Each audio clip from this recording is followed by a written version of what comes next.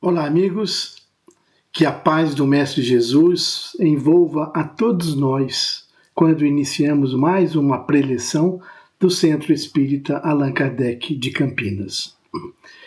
E como sempre fazemos quando iniciamos uma tarefa no ambiente espírita, nós vamos fazer uma pequena prece para harmonizar o nosso ambiente fluídico.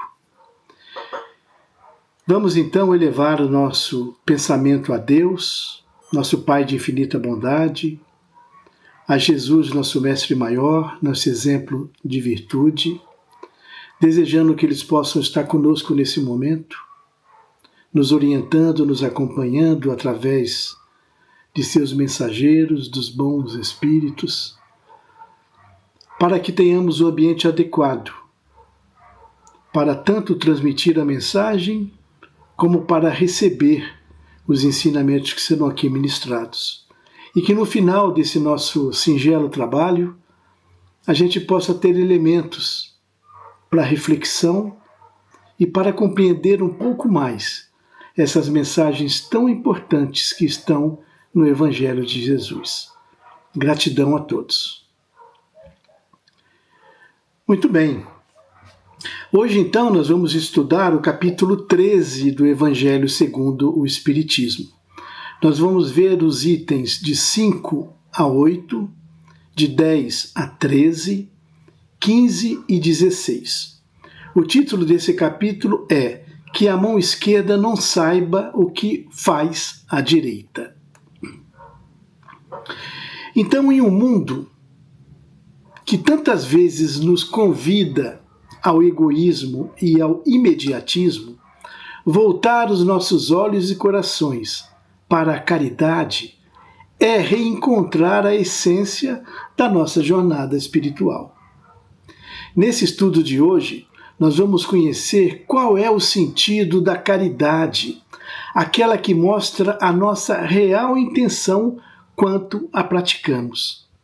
Compreender que quanto mais oculta for essa caridade, melhor será. Então, quando pensamos em caridade, qual a primeira imagem que nos vem à mente? Será doação? Ajuda material? Sim, tudo isso faz parte. Mas a doutrina espírita, em sintonia com os ensinamentos de Jesus, nos convida a uma compreensão muito mais profunda e abrangente do que isso. Vamos lembrar então de uma cena tocante descrita no Evangelho. Nessa passagem, Jesus, observando no templo as pessoas que depositavam suas ofertas no ofertório, percebeu que muitos ricos lançavam ali grande quantia de moedas. Esse ofertório também era conhecido como gasofilácio e tinha a aparência de uma trombeta invertida. Esse formato de trombeta invertida ampliava o som das moedas quando elas eram jogadas. Como os ricos depositavam grande quantia, dá para imaginar que essa doação fazia um grande barulho. Então surge uma mulher de aparência muito pobre. Era uma pobre viúva que depositava apenas 2 pequenas moedas de baixo valor. Jesus, que não perdia nenhuma oportunidade para ensinar, imediatamente chama os seus discípulos e lhes fala de uma maneira direta e profunda. Jesus diz: em verdade vos digo que esta pobre viúva deu muito mais do que todos os outros que antes puseram suas ofertas, pois todos os outros deram o que não lhes faltava, o que estava sobrando, mas essa pobre senhora deu aquilo que ela iria usar, deu mesmo tudo o que tinha até para o seu próprio sustento. Aqui está o primeiro grande ensinamento para a gente refletir. Para Deus, o valor da caridade não está na quantidade doada, mas no sacrifício, na privação que aquela dádiva representa.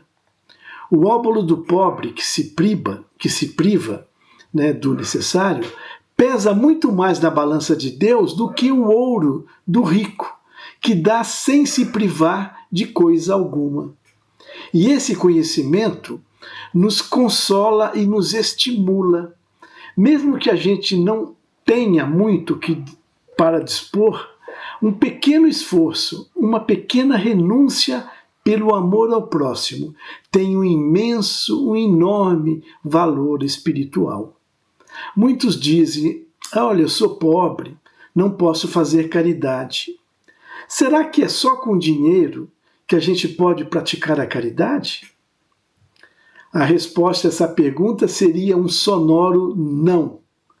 Um bom espírito nos afirma que existem mais de 1000 maneiras para se fazer caridade. Então vamos conhecer apenas 3 delas, que talvez sejam as que estejam mais próximas de nós. Primeiro, caridade por pensamento.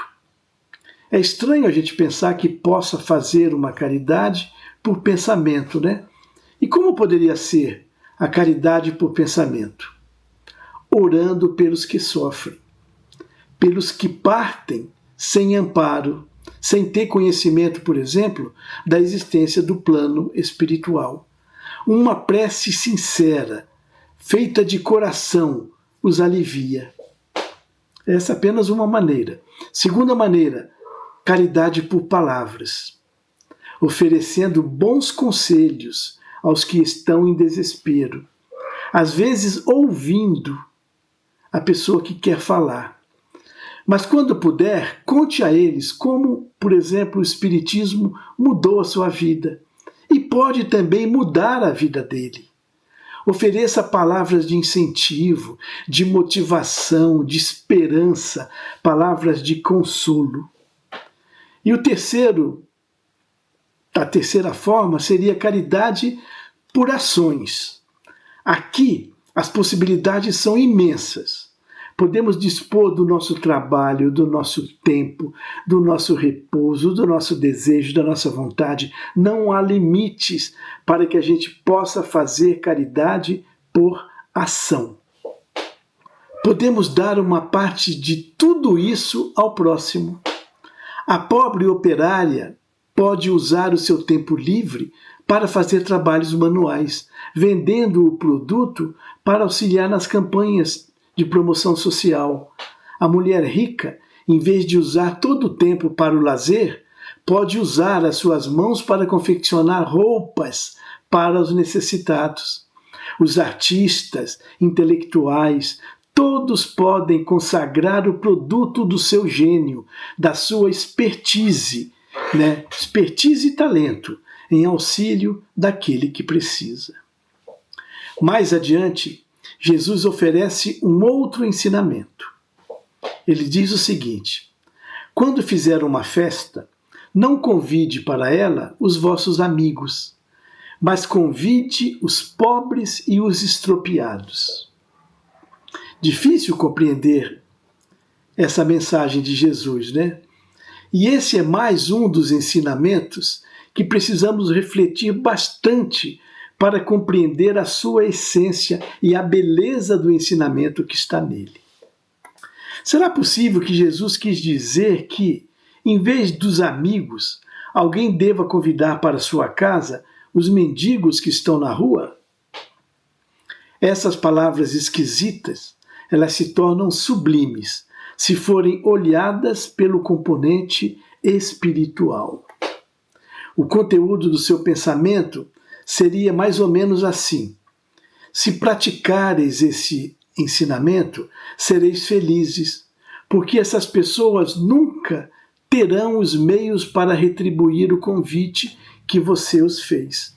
Ou seja, quando fizer o bem, não espere nenhuma retribuição, mas faça o bem tão somente pela satisfação de o praticar, nada querendo em troca. Faça pela satisfação de fazer. Os pobres e necessitados, que a gente viu nessa passagem, são todos aqueles que não têm condições de retribuir o nosso convite, retribuir a nossa doação, a nossa atenção. Então, segundo esse raciocínio, Melhor seria que aquele que recebe uma caridade, aquele que foi agraciado, com uma ajuda, não agradecesse o benefício recebido, fosse simplesmente embora? Será que é isso? Totalmente errado pensar dessa forma, porque a gratidão ela é sempre justa e bem-vinda, e além disso a gratidão revela uma elevação espiritual. O que Jesus quis ressaltar é que a retribuição ou o agradecimento não devem ser a primeira intenção a nos despertar os impulsos para a prática do bem. Se a gente pudesse resumir isso, seria algo assim: seja bom, seja caridoso, ame indistintamente, nunca se esqueça que no quesito dos caminhos para a evolução espiritual, a caridade e o amor estão em primeiro lugar. Quanto à caridade material, existe uma pequena história que permite que a gente reflita de uma forma bem interessante sobre esse assunto. A história é a seguinte: 2 homens acabaram de morrer.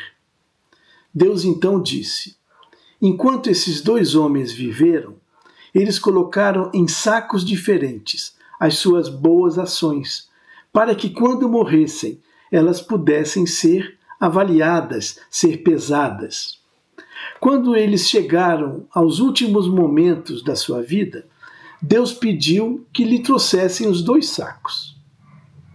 Um estava cheio, volumoso, e nele se ouvia o som do metal que o enchia. O outro era pequeno e tão vazio que mal se podia ver as moedas que estavam dentro dele. Este é o meu, disse um, estou reconhecendo o saco. Fui rico e dei muito dinheiro. Este é o meu, disse o outro. Eu fui pobre e quase nada tinha para repartir. Ora, mas que surpresa! Colocados os 2 sacos nos pratos da balança, o mais volumoso, aquele que estava cheio, se mostrou mais leve, enquanto que o mais vazio, que estava bem miudinho, se mostrou mais pesado, tanto que elevou muito o prato do saco mais volumoso. Deus então disse ao rico: você deu muito, isso é verdade, mas deu por ostentação, alimentando o seu orgulho. E você deu tudo aquilo que lhe estava sobrando. Depois disse ao pobre: você deu pouco, porque pouco você tinha. Mas cada uma das moedas que estão nesta balança representa uma necessidade, uma privação que você mesmo te colocou. E com isso, você não deu esmola, mas você praticou a verdadeira caridade, que tem muito mais valor. Você fez a caridade de uma forma natural. Foi indulgente. Não julgou o teu semelhante. Ao contrário, todas as suas ações revelaram o seu bom caráter. Venha para cá e receba a tua recompensa. Deus, então, fez a meritocracia para aquele que doou menos, mas doou com sentimento, com privação e com objetivo. Então, amigos, fica claro que existem muitas maneiras para se fazer a caridade. Ela pode ser feita com ou sem dinheiro. Ela pode ser feita pelo rico e pelo pobre. E por qualquer um. Seja qual for a classe social, sempre vai existir uma coisa que poderemos dividir e poderemos compartilhar com aquele que menos tem. Você pode até pensar que vai dividir aquilo que é seu, se você agir dessa forma, e que os seus tesouros ficarão menores. Mas, na verdade, os seus tesouros no céu ficarão maiores. Lá você poderá colher multiplicado por 100 o que tiver semeado em benefícios dos pobres aqui deste mundo. Quem nos diz isso é um espírito chamado João, que se manifestou na cidade de Bordeaux na França, em 1861, durante o período da codificação espírita. Então, para finalizar esse nosso breve encontro, eu convido a todos para que se motivem a ler o capítulo 13 do Evangelho segundo o Espiritismo. Ali vocês vão encontrar tudo isso que eu falei, mas de uma forma muito mais completa, muito mais bonita, que vai nos permitir caminhar, talvez, até por outra linha de raciocínio. Então é sempre importante a gente ouvir uma preleção e se motivar a buscar no Evangelho aquilo que lá está escrito, para que a gente complemente o ensinamento, ou a gente até descubra algo que a gente deixou de comentar aqui pelo pouco espaço de tempo que nós temos. Então fica já, de antemão, o convite para que a gente se motive a estudar o capítulo 13 do Evangelho segundo o Espiritismo. Nós vamos então encerrar esse nosso breve encontro fazendo uma pequena vibração, e a vibração em si já é uma oportunidade de fazer a caridade.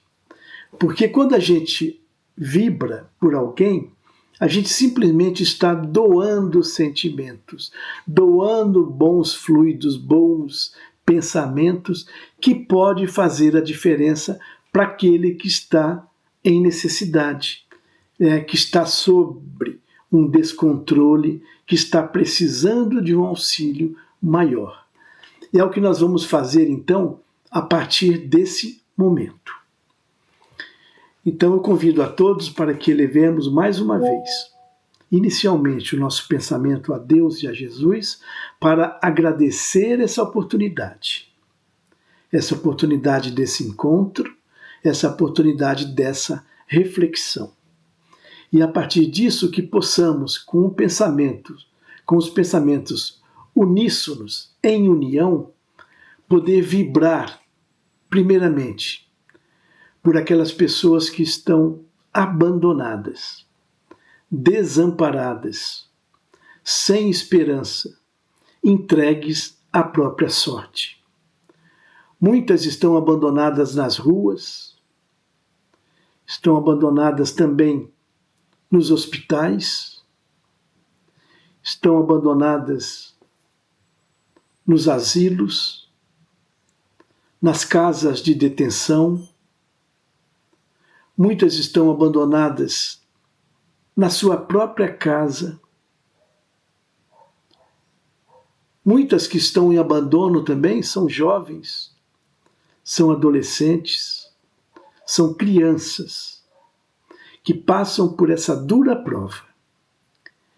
Que a gente possa, nesse momento, direcionar para todas elas os nossos melhores sentimentos e desejos, de que esses fluidos gerados agora possam tocar o seu coração. Entendemos que às vezes, ou na maioria dos casos, não trará a solução para o problema, mas que possa trazer a modificação do pensamento, para que elas passem a atuar de uma forma mais proativa, buscando a solução do problema, às vezes por si mesma, revendo conceitos, posições, escolhas. Que esses fluidos possam trazer a harmonização fluídica para essas pessoas, para que elas possam organizar os pensamentos. Da mesma forma que esses fluidos possam tocar o coração daquelas pessoas que já estão em condições de praticar uma caridade por ação, usando aquilo que tiver sobre suas possibilidades para tirar essas pessoas dessa condição, fazendo com que se melhorem, que tenham momentos felizes, que busquem a felicidade.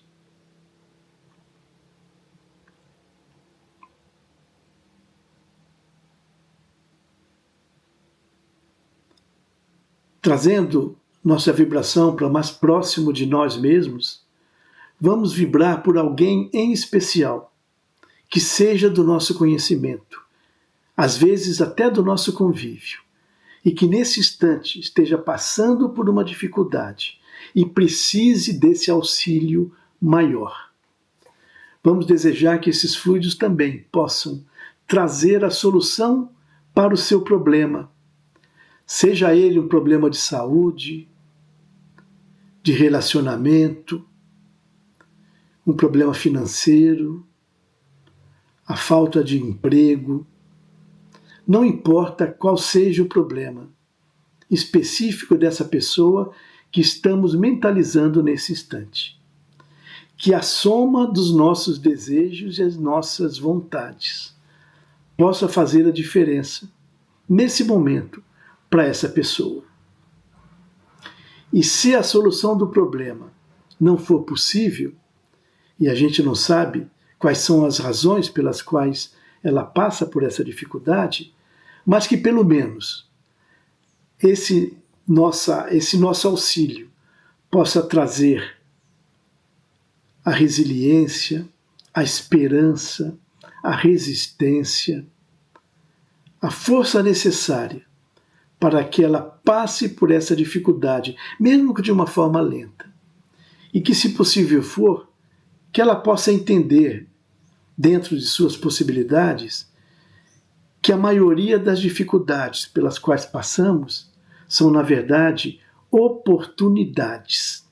Oportunidades de aprendizado e de conhecimento, mudança de conduta, que nos é oferecido pela espiritualidade amiga, em prol do nosso crescimento.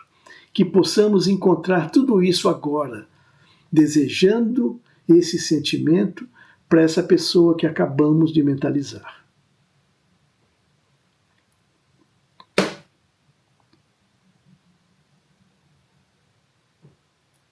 E por fim, vibremos uns pelos outros, por nós mesmos, para que esse desejo da busca do conhecimento espiritual continue sempre acesa, que essa chama continue sempre acesa dentro do nosso coração.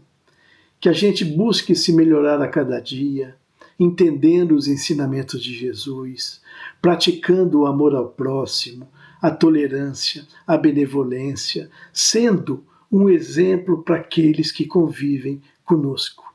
Sabemos que isso é muito difícil, mas se a gente tiver o auxílio da espiritualidade amiga, que percebendo o nosso desejo em se melhorar, certamente nos auxiliará nessa tarefa tão difícil da busca pela reforma íntima, que tem que se tornar um dos maiores objetivos pelos quais devemos lutar, porque essa é a razão principal de estarmos aqui nesse momento, interagindo com as pessoas que estão ao nosso redor, levando nossa vida adiante. É nos melhorarmos, para que quando retornarmos à pátria espiritual, possamos voltar mais instruídos e evoluídos do que aqui chegamos. Nossa gratidão, então, a Deus, a Jesus e aos bondosos amigos espirituais pelo auxílio que tivemos agora, nesses poucos minutos de estudo. E eu agradeço particularmente a todos que tiveram a paciência de nos ouvir através dessa plataforma digital e que, se for permitido, se for possível, que a gente possa se encontrar no futuro, para continuarmos esse estudo sempre em conjunto, participando coletivamente dos ensinamentos do nosso Mestre Jesus. Desejo harmonia, paz e felicidades a todos e até o nosso próximo encontro.